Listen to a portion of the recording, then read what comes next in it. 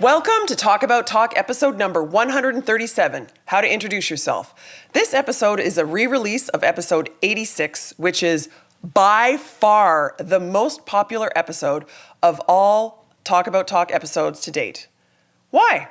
Why is it so popular? Well, it addresses a common challenge, effectively introducing ourselves. This is something that most of us struggle with. It's also a context that we find ourselves in frequently. Sometimes when we're going from meeting to meeting, we might have to introduce ourselves several times a day. And I think a lot of people forwarded this episode to their friends after they listened and realized how simple and easy this framework is, and more importantly, how effective it is. It works. All right? Here goes. You probably know this scenario. It could be an online meeting, or perhaps you're seated around a boardroom table. The meeting leader asks everyone to briefly introduce themselves, to talk about their background. Suddenly, your brain goes into hyperdrive. What should I say? Should I try to say something clever? How long should I talk? And then you realize you're not even listening to one word that anyone else is sharing. When's it going to be your turn? 3, 2, Oh, it's my turn! Go! Hi there, I'm Andrea. So nice to meet you. My expertise, my passion is communication. I'm the founder of Talk About Talk, a learning platform focused on communication skills, where I coach ambitious executives to catapult their careers by improving their communication skills and their confidence. I earned my doctoral degree from Harvard Business School, where my dissertation focused on consumer psychology, interpersonal communication, and word of mouth. Yes, I'm obsessed with communication. It's so nice to meet you all. I can't wait to learn more about you, and I'm really excited to talk about introductions. Let's do this. Let's talk about talk. How's that for an introduction? Greetings and welcome to Talk About Talk episode number 86, focusing on introductions. I'm your communication coach, Dr. Andrea Wojnicki. Please call me Andrea, and I'm so delighted you're here. Whether you are that ambitious executive, as I said in the introduction, or perhaps you have a growth mindset, or maybe both. If this sounds like you, well, then you're in the right place. I hope you'll check out the talkabouttalk.com website, where you'll find online courses, tip sheets, corporate workshops, one-on-one coaching, the archive of this bi-weekly podcast, and the free weekly communication skills training newsletter. As I said, in this episode, we're focusing on introductions. This is the first of 2 episodes focused on introductions.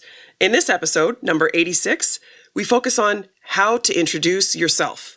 In the next episode, number 87, you'll learn how to introduce someone else. So, for example, if you're introducing someone to a group, or if someone's making a keynote presentation and you're introducing them to the audience.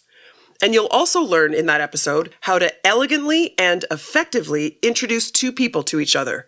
You know, when you're introducing 2 people online, or maybe at a cocktail party or a dinner party. For all of these contexts, I'm going to provide you with do's and don'ts. And I'm even going to help you with a little bit of scripting. You'll be a pro at introductions after these 2 episodes, I promise. And we all know introductions are important, right? You know what they say.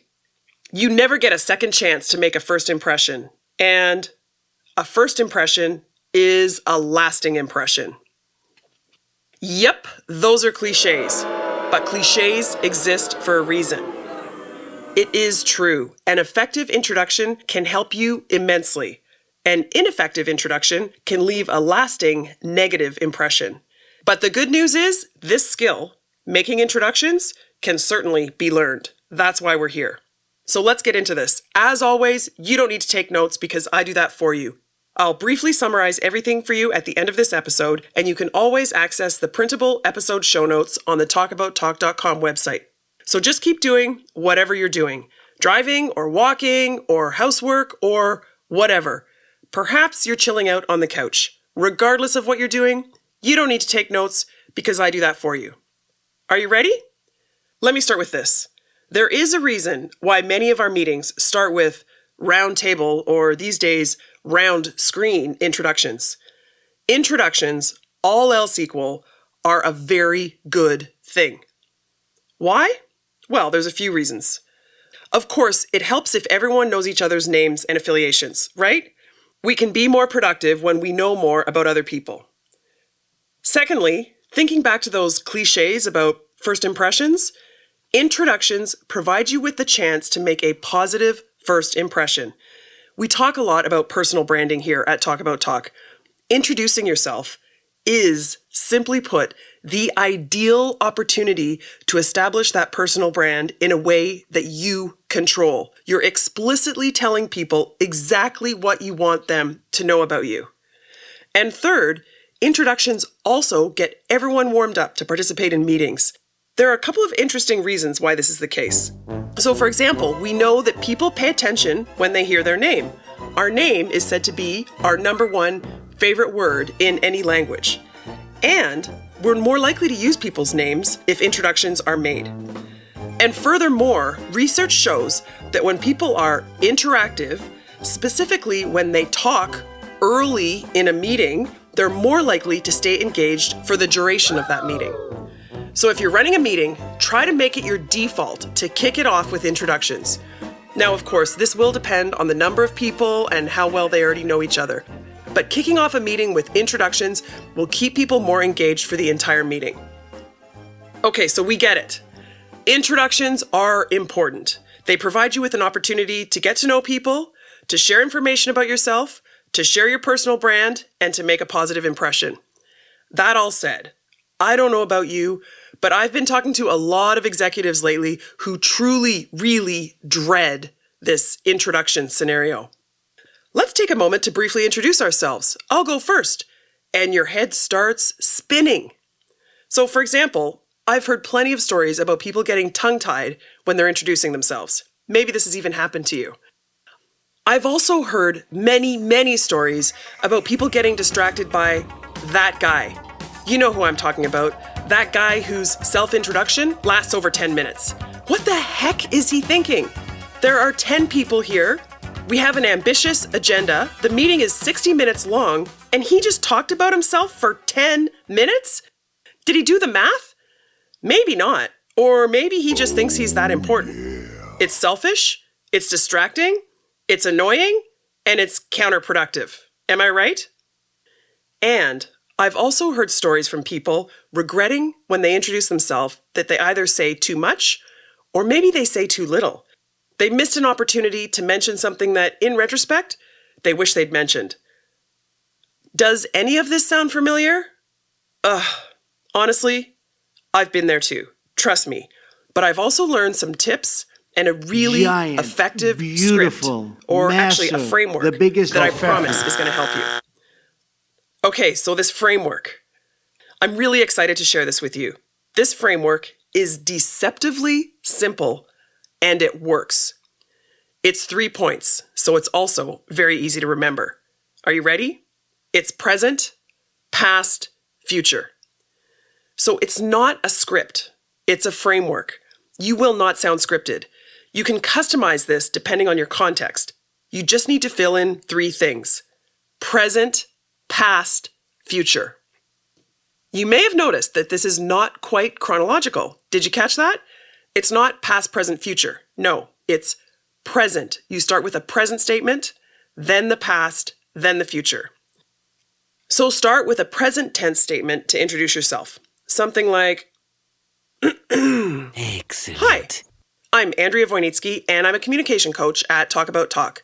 My expertise, my passion, is communication. So what you're doing there is you're establishing something about yourself in the present tense. Of course, whatever that sentence is will vary depending on the context and the audience around you. We'll get into that in a minute. The second point in this framework is past tense. Here's where you can add 1 or 2 or maybe 3 points that provide people with relevant context. Or maybe these points can help you establish credibility with an audience. For example, for me, depending on the context, these points could include, first of all, how I started Talk About Talk 3 years ago. It could also include the fact that I earned my doctorate from Harvard Business School, where my dissertation research focused on interpersonal communication.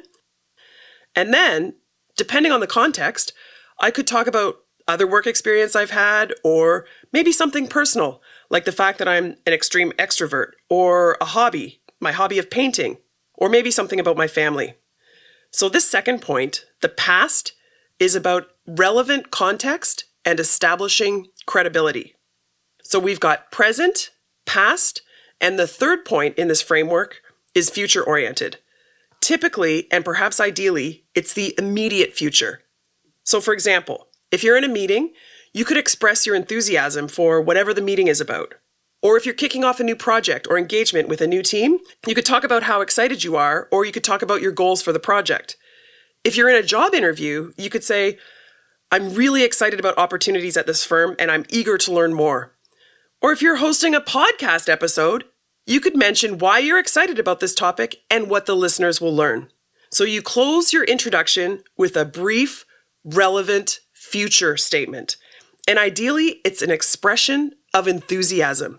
You'll hear that term again in a few minutes. Expression of enthusiasm.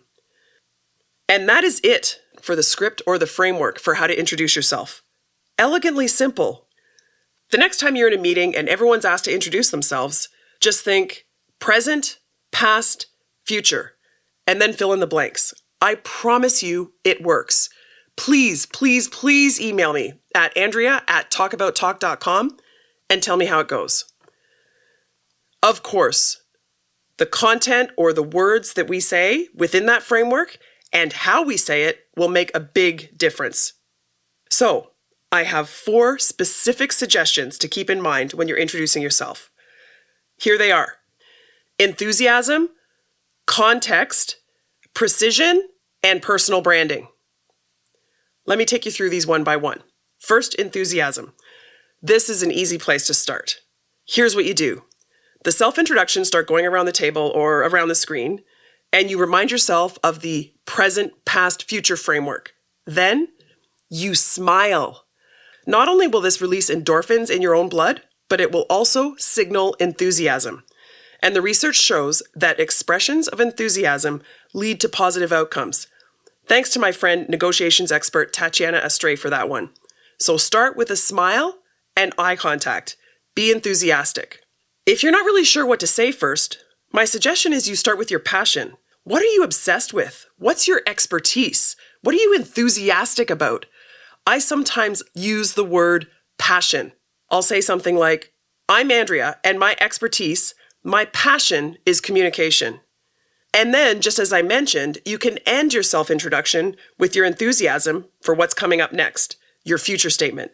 It could be your enthusiasm for a meeting, a project, an engagement, the topic of a podcast episode, whatever. Got it? Okay, the first tip is be enthusiastic. The second tip is to consider your context. Consider your audience. Be empathetic. Consider what's important or relevant to them and what they might care about. Think of this as filtering what you say, depending on the person and the context. You probably have a lot of things that you could share about yourself. And as my friend Tom Megginson, the advertising copy strategist that I met on LinkedIn, suggests, filter, yes, filter what you share about yourself based on the context. It's not about changing who you are. It's about filtering what parts of your identity are relevant for this context. I love that. So now we've covered enthusiasm and context. The third tip for introducing yourself? Precision, as in keep it short. Keeping it short is relative though, right? But here's the insight. Shorter is better. Are you afraid that they might want more? Well, let them ask questions. Or you could say, I'm happy to talk more about this, but let's move on to the next person. No one ever criticized someone for making their introduction too brief. Think, here's the top line. If they have a follow-up question, they'll ask. The alternative is you being too verbose. And those who take up way more than their fair share of airtime talking about themselves, keep it short and precise. There'll be lots of opportunities for more detail later. So that's the third tip. Keep it short. We need to be enthusiastic. We need to consider our context or our audience, and we need to keep it short. The fourth and last tip, it's about leveraging your personal brand. Here's the thing. Many of us dread the round screen or round table introductions. But here's the insight. This is a rare and valuable opportunity for you to create or reinforce what you want people around you to know, your personal brand. So when the meeting leader suggests that everyone introduce themselves, instead of dreading this, ask yourself, what part of my personal brand do I want to communicate? So much of our personal brand is communicated implicitly. This is your chance to say the words that you want people to remember about you. So ask yourself, what expertise or experiences or credentials do you want people to know and remember about you? It turns out that being asked to introduce yourself is really not something to dread. It's actually the opportunity for you to communicate the precise things that you want the people in the room to know about you. And you can be very strategic and purposeful about this. So I hope that's clear. The fourth insight or tip is to leverage your personal brand when you're introducing yourself. Okay, so that's it for the first episode on introductions and how to introduce yourself. We have the 3-point framework for how to introduce yourself. Do you remember what it is? Present, past, and future. And then we have the 4 tips to keep in mind: enthusiasm, context, precision, and your personal brand. Here's my sincere hope. What I'm really hoping you're going to get out of this. The next time you're in a meeting and someone says, let's go around the table and introduce ourselves, you are not going to dread it. But instead, you're going to think of this fantastic opportunity to share your personal brand. So take a slow, deep breath and think present, past, future. Then smile and demonstrate enthusiasm. You got this. Okay, I hope you let me know how it goes. Please email me, as I said, at Andrea@talkabouttalk.com. Or you can go to the talkabouttalk.com website, click on Contact, and send me a message there. While you're on the website, I really hope you'll sign up for the Talk About Talk newsletter. This is your chance to get free communication skills coaching from me every week in a simple-to-digest weekly email. Just go to talkabouttalk.com to sign up, or email me directly and I'll add you to the list. You can email me anytime at Andrea@talkabouttalk.com. I'd love to talk. Thanks for listening, and talk soon.